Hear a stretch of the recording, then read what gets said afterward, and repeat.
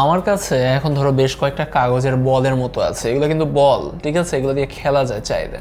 এই যে 4টা নীল বল আছে, 5টা সবুজ বল আছে, 6টা হলুদ বল আছে। ধরো সবগুলা বলকে আমি একটা বক্সে ভরবো। বক্সে এভাবে ঘুরিয়ে টুরিয়েই বললাম যে একটার সাথে আরেকটার কোনো মিল টিল থাকলো না। হ্যাঁ, এইভাবে। তোমার কি মনে হয় আমি যদি বক্স থেকে তোলা শুরু করি চোখ বন্ধ করে, হ্যাঁ এইভাবে চোখ বন্ধ করে আমি ধরো তুলবো, মুখ কিন্তু আমার অন্যদিকে আছে, আমি জানি না কি তুলছি, কি পড়তে পারে, কি পড়ছে আমি এখনো দেখিনি, তুমি জানো? হলুদ পড়েছে। ওকে, নাইস। আরও একটা ধরো তুললাম, কি পরে দেখি? সবুজ পড়েছে। আরও একটা ধরো তুললাম, কি পরে দেখি? সবুজ পড়েছে। আরও একটা হলুদ পড়েছে। দেখো সবুজ হলুদ কিন্তু একটু বেশি পড়েছে, হয়তো খুঁজলে একটু পরে নীলও পাবো। এটা কি হিসাবের কোনো ব্যাপার আছে যে কোনটা বেশি পড়ার সম্ভাবনা আছে?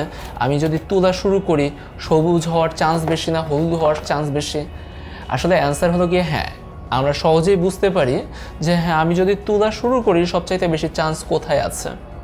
সবচাইতে বেশি চান্স, ধরো সবচাইতে বেশি যদি হয় সবুজ বল, তাহলে সবচাইতে বেশি সংখ্যক সবুজ বলই পাওয়া যাবে। সবচাইতে বেশি যদি হলুদ হয় তাহলে হলুদ বল পাওয়া যাবে, নীল থাকলে নীল পাওয়া যাবে।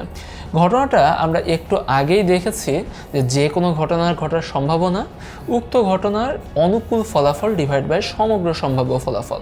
আমি দেখিয়েছি আমার কাছে মোটমাট 15টা বল আছে। সো আমি যদি তুলতে চাই আমার সম্ভাব্য ফলাফল হলো গিয়ে 15টা। আর আমি চিন্তা করছি যে হ্যাঁ, হলুদ বলটা পাওয়ার চান্স কতটুকু।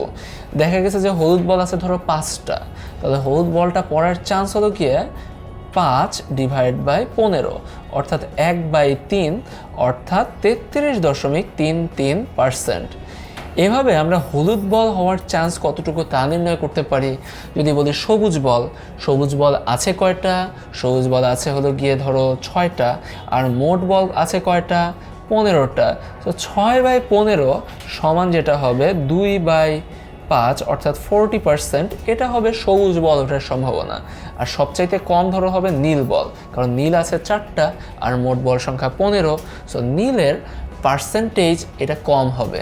সো এইভাবেই আমরা সহজে বের করে ফেলতে পারি যে হ্যাঁ, যদি বল তোলা লাগে কতটুকু পার্সেন্টেজ চান্স আছে আমার।